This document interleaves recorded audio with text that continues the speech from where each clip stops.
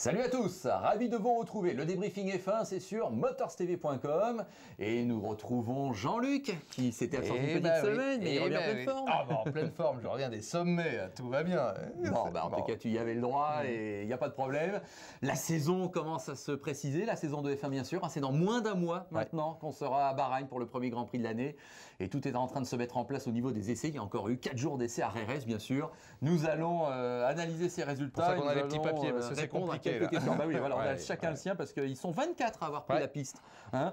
Et puis je t'ai sélectionné 4 questions pour finir. Je rappelle que c'est sur le forum de motorstv.com à la rubrique Monoplace. Vous pouvez poser chaque semaine vos questions. Et Jean-Luc essaiera d'y répondre. Alors, Button, meilleur temps de la semaine finalement, devant Kubica, Kobayashi, Weber, Liuzzi. Bon, alors c'est vrai que là, peut-être que Force India, Sauber, Renault, je ne sais pas si on s'y attendait vraiment. Mais quand on voit les nombres de tours parcourus par certaines équipes, c'est impressionnant. Tiens, Hülkenberg, 275 tours. Alonso, 269. Même Button, 209 dans la semaine. Qu'est-ce que tu regardes, toi? Les chronos ou l'endurance? Honnêtement, l'endurance. Parce que je crois que pour le moment, effectivement, les chronos, bon, d'abord, ils ont été réalisés le dernier jour, naturellement, pour des conditions météorologiques évidentes. Donc, les essais ayant été perturbés par la pluie. Ça, d'ailleurs, tu nous dis à quel point ça peut embêter, d'ailleurs, les équipes. Bah oui, ça embête les équipes. Parce que, bon, c'est toujours bien de développer une voiture dans des conditions d'adhérence précaire. Mais je dirais que ça met plus en évidence le talent des pilotes dans ces conditions particulières et la perception. On sait que vraiment, cette espèce de glisse, cette appréhension dans les deux sens du terme, d'ailleurs, d'une part de l'adhérence que la monoplace peut procurer, notamment avec les pneus avant, etc. Et puis également, cette espèce de feeling un petit peu indécelable et la manière de régler l'auto. Bon, c'est un élément, mais c'est pas le principal. D'abord, clairement, ça embête les équipes. Ils auraient préféré avoir des temps secs. Donc, si on prend comme référence effectivement la dernière journée, on a une hiérarchie qui se dégage. Et on voit qu'effectivement, et très logiquement, les temps ont été faits à ce moment-là. Alors, tu parlais d'endurance, et c'est vraiment le mot qu'il convient d'employer. On voit que certains ont été confrontés, alors on se console toujours de la même manière, on a tous les mêmes commentaires, c'est-à-dire « Oh je préfère avoir des ennuis maintenant que plus tard ». Bah oui, évidemment qu'il vaut mieux avoir des pépins en essai privé où ça n'a pas de conséquences, hormis un handicap pour le développement du matériel, que pour autre chose. Maintenant, il vaut mieux aller vite. Alors, tu me dis Button, McLaren, bon ça c'est du lourd, c'est du solide, en plus tu parlais du nombre de tours, 209 tours, bon je veux dire là on sait qu'on est au top, à ne pas comparer justement avec le temps d'Hamilton, qui lui est très loin, mais a été réalisé lors des 2 premiers jours, donc dans des conditions météo. C'est pour ça que je disais, plus que les temps en eux-mêmes, c'est le nombre de tours. Mais on voit quand même que Hamilton, lui aussi, a couvert 144 tours dans ces conditions-là, donc tout va bien. Alors moi, je suis un petit peu dubitatif sur Renault et Sauber, Kubica et Kobayashi. Évidemment qu'on a besoin de se rassurer dans tous les sens du terme. On n'a aucune idée de la charge en carburant, à l'évidence, et on n'a aucune idée du poids réel des monoplaces. Je me permets quand même de le dire, parce que les essais d'intersaison, on connaît. Malheureusement, je vais évoquer pour nous Français une époque douloureuse. C'est la dernière saison, je crois, de Prost Grand Prix, qui avait réalisé les meilleurs temps hivernaux. Bien sûr. Et l'auto, je ne sais pas si elle faisait 40 ou 50 kilos de moins que les autres, mais bon, ça n'est qu'une indication. Alors bon, évidemment, il vaut mieux être devant que derrière, c'est clair, mais moi je préfère regarder la fiabilité, la cohérence, et je suis impressionné, on va peut-être y venir, par les déclarations d'Alonso, qui lui est extraordinairement confiant comme jamais. Il dit que c'est la meilleure F1 qu'il a jamais piloté. Bon, il y a forcément un petit peu de diplomatie et de politique interne, mais c'est sans doute pas faux. En tout cas, le bilan est bon, avec 269 tours et un 7e chrono sur la semaine. Je pense que oui, ça se présente bien. Est-ce que tu penses qu'il y a effectivement déjà cette bande des 4 dont on parle? Ferrari, McLaren, Mercedes et Red Bull. Complètement. Pour moi, il n'y a aucun problème. Alors, ceux dont on a le moins parlé jusque-là, c'est Red Bull, pour toutes les raisons évoquées. D'abord, ils ont présenté leur voiture en dernier, et puis, ils ont une approche un petit peu discrète, et peut-être, là aussi, allez savoir, va savoir si Adrian Newey ne va pas sortir également quelque chose du carton, parce que on nous dit, et je sais bien, ça fait partie de la com, et puis au moment, en ce moment, tout le monde monte ses muscles en disant, voyez comme on est beau, voyez comme on est fort, et vous avez rien vu, parce que le vrai, ça va venir. Bon, c'est le jeu. Moi, je dis que les autres aussi, on peut faire confiance la bande des 4, comme tu dis, on va les appeler comme ça. Ceux-là aussi, ils en ont encore. Et on va voir d'ailleurs à Barcelone, cette semaine, on va voir, en espérant que la météo soit bonne, on va voir la séance d'essai. Là, on aura peut-être un début d'idée, parce qu'attention, on va expédier les voitures, on aura encore le temps de développer, d'exploiter, etc., le matériel, mais on aura peut-être une petite idée de la hiérarchie en termes de performance à Barcelone. Et puis Barcelone, c'est pas RS non plus. Voilà. Bon, alors écoute, cette bande des 4, oui, forcément focalisera l'attention. Malgré tout, au niveau de l'actu, en ce moment, c'est encore les nouvelles équipes qui la font, cette actu. Alors juste pour conclure avec cette séance d'essai, quand tu vois que Trulli, le dernier jour, avec sa Lotus en 18e position, boucle 141 tours, rien que dans cette dernière journée, Bah donc c'est plutôt pas mal. C'est plutôt très bien. De toute manière, Yarno, là c'est pareil, il a trouvé une nouvelle jeunesse, hein, non pas qu'il est démérité chez Toyota, mais bon là il a un bain de fraîcheur, un bain de jouvence, lui aussi il a failli passer à la trappe, hein. À un moment il a cru bien ne pas rouler pour cette année 2010 en Formule 1. Bon, il y a un nouveau challenge avec une équipe prestigieuse, un nom en tout cas impressionnant, un directeur technique qui est capable du meilleur, je pense que là il sera capable du meilleur comme du pire, en tout cas une machine fiable. Pour le moment, ne pas regarder les performances non plus. Moi, ça m'inquiète pas de le voir aussi loin. On verra lors du premier Grand Prix, même je dirais même pas à Barcelone. Non, bon, alors en tout cas, Lotus, ils y seront et Côte d'Amour quand même qui sera élevé. C'est clair, c'est clair. Là, ça fait rêver. C'est une bonne idée. Quand on a connu toutes les époques, on va pas évoquer ici, mais ne serait-ce qu'effectivement Jim Clark, les voitures ouvertes, etc. Bon, il la joue bien. Il la joue bien. Alors l'autre équipe qui tourne, la nouvelle, c'est Virgin. Et d'ailleurs, il y a une question donc de Boris Alonso. Parce que c'est vrai, on le sait, elle a été conçue uniquement par ordinateur, sur plan, si j'ose dire, cette Virgin. Elle ne passe pas en soufflerie. Qu'est-ce que tu en penses? Est-ce que c'est une solution géniale et d'avenir, ou est-ce que c'est un peu risqué et qu'il va falloir un peu dégrossir tout cela? Si tu veux, ça me paraît un peu comme dans d'autres domaines. Tiens, on va prendre un avion, là aussi, on fait un avion uniquement sur ordinateur, puis après on le jette en l'air, on dit est-ce qu'il va tenir? Moi, ça me paraît très risqué. Alors là aussi, si, et tant mieux, j'imagine qu'on n'a pas pris d'option trop radicale, parce que sinon c'est suicidaire. Donc on a élaboré cette monoplace avec des solutions éprouvées, notamment l'an dernier. Donc on a pris un petit peu du museau, peut-être de la Red Bull, un petit peu de l'arrière, je dis n'importe quoi, de la Brown Grand Prix, un petit peu bon. On a finalement mixé tout ça pour avoir une monoplace sans gros défauts, mais probablement aussi sans grosse qualité. Ceci dit, quand on est une nouvelle équipe, c'est pas plus mal, et que bon, le budget de Virgin n'est pas non plus ce qu'il était. Et puis il y a un aspect, je viens de parler de budget et de finances, c'est évidemment beaucoup moins cher. On sait qu'une soufflerie, ça coûte horriblement cher à développer, ou alors il faut louer de l'heure ou de la journée de soufflerie. Ma foi, c'est une solution pour faire une monoplace à moindre coût. Alors maintenant, il y a tellement de choses qui vont évoluer également pour le coup, sur le terrain, parce qu'il est évident que là, comme ils n'ont pas expérimenté les incidences, là aussi il y a jeu de mots, les incidences des éléments aérodynamiques sur l'efficacité globale, la seule manière de le faire, c'est sur la piste. Donc on va également tester encore beaucoup et probablement tester encore énormément lors des premiers essais sur la piste de Bahreïn. Bon, alors Lotus en a parlé, Virgin on vient d'en parler. Prochaine petite équipe, enfin nouvelle équipe plutôt, Campos. Alors la dernière nouvelle, Skitak nous le rappelle, Campos racheté. Donc on savait que ça allait pas bien, mais là au moins il y a espoir de nouveau qui renaît. Bon, qu'en penses-tu? Seront-ils à Bahreïn? Moi je le souhaite de tout cœur. Alors José Ramon Carabante, c'est le nom du nouveau propriétaire avec Coles, l'ingénieur allemand.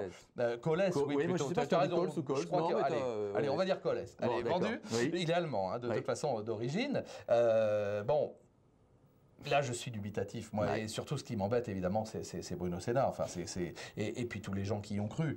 Là, je crois que, je ne sais pas si cet homme-là, ce financier-là, a les moyens réellement d'injecter les finances nécessaires. On commence à parler, là aussi, de démarrer beaucoup plus tard dans la saison. Ça, c'est un peu ridicule. Moi, je suis désolé, c'est de la Formule 1, c'est pas de la troisième série, c'est de la première série, où on est là, où on n'est pas là. Alors, je sais bien qu'il ne faut pas mettre la tête sous l'eau des gens qui essaient de s'en sortir, bien au contraire, mais je pense que là, ça fait pas très sérieux, et je crains pour Bruno Senna, malheureusement, qu'on ne le voit pas sur une grille de départ. Maintenant, on ne sait jamais, les miracles se produisent, même en Formule 1. Donc on peut essayer d'y croire pour le moment, tant mieux. Au moins, il y a un nouvel élan qui pourrait peut-être être donné, mais jusqu'à quel point il ne s'agit pas de les massacrer, s'ils sont sur la grille, c'est formidable. On se rappelle de Brown Grand Prix l'an dernier, mais c'était pas pareil, il y avait quand même le financement de Honda, et puis des gens solides, on ne sait jamais, à partir du moment où le hockey a été donné, poser de questions sur la réelle présence des monoplaces à Melbourne. C'était un exploit qu'elles y soient, mais bon, on ne s'est pas posé de questions. Là, je dirais que la pauvre équipe, elle a déjà essuyé en quelques semaines ou quelques mois un maximum d'événements pour le moins inquiétants.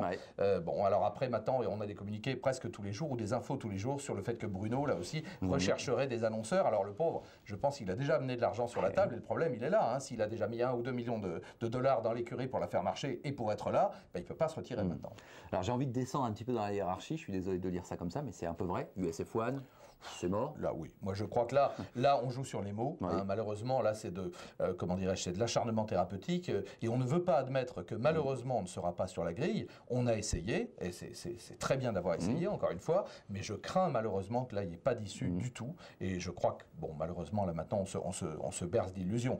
Notamment, allez, on va être clair, là, s'ils ne sont pas à Barcelone, je ne les vois pas débarquer comme ça. Puis ce serait ridicule. Il serait à combien des temps Encore une fois, c'est de la Formule 1, je suis désolé. Mais si on n'a pas les moyens et si on n'a pas, on débute par le GP2 où ça coûte beaucoup moins cher, on se fait les dents et après, on monte. Alors bon, la F1, je sais bien que c'est synthétique et que ça attire un petit peu justement la lumière et probablement les annonceurs. Non, je suis déçu parce que revoir une équipe américaine, moi, ça m'aurait fait très très plaisir. Il y avait l'équipe Lola Haas, on s'en rappelle, avec Patrick Tambay et Alan Jones en 86. Il y avait l'équipe Penske dans les années 76-77 de mémoire. Donc j'aurais bien aimé revoir une équipe en plus avec un bon nom, USF1.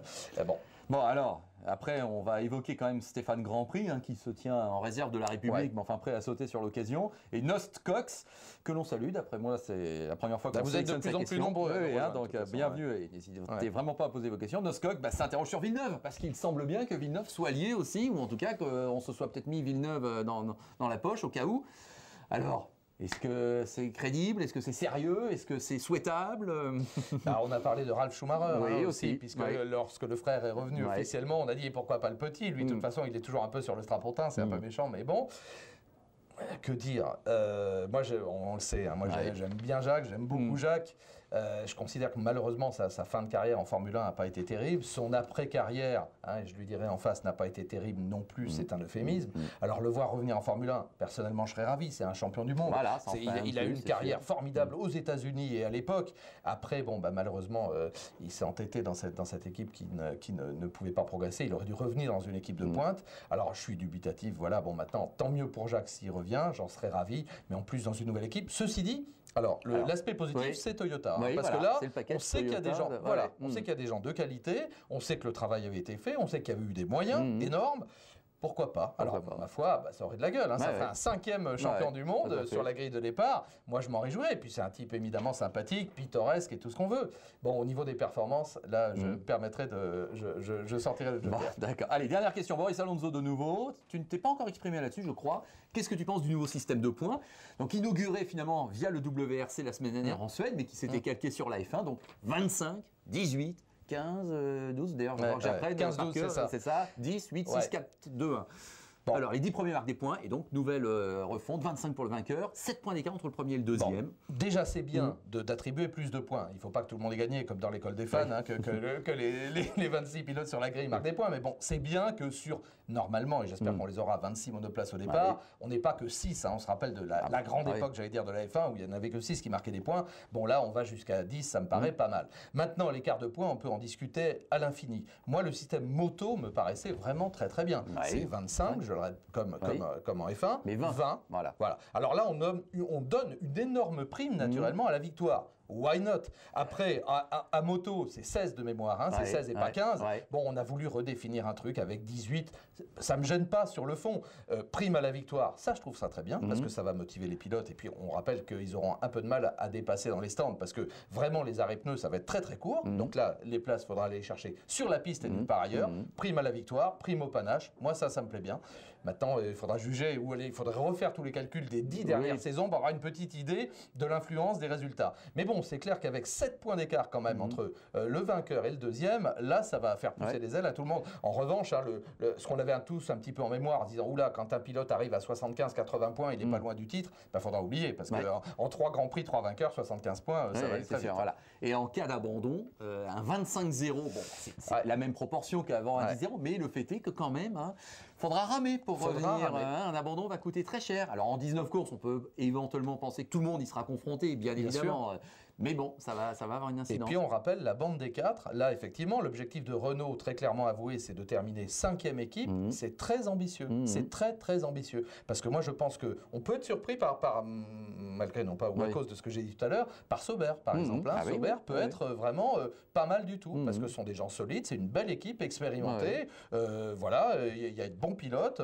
Moi, j'y crois aussi. Donc, être 5e, c'est déjà une ambition relativement élevée. Et donc, être 5e, tu vois, s'il y en a 8 qui terminent terminent qui ne sont pas devant, ça fait déjà 8 places de prise avec les gros points. Donc ça va être compliqué. Allez, on va s'arrêter là aujourd'hui. Je pense qu'on a été assez bavard, mais enfin, je crois que vous ne vous plaignez pas trop quand on vous dise tout ce qu'on pense de l'actualité F1. Donc le premier Grand Prix se rapproche, hein, donc on va évidemment se revoir très bientôt pour continuer de parler de cette saison F1 qui se précise. Donc c'est le débriefing F1 sur motorstv.com. Salut Jean-Luc, salut à tous. Salut LFB, salut à tous.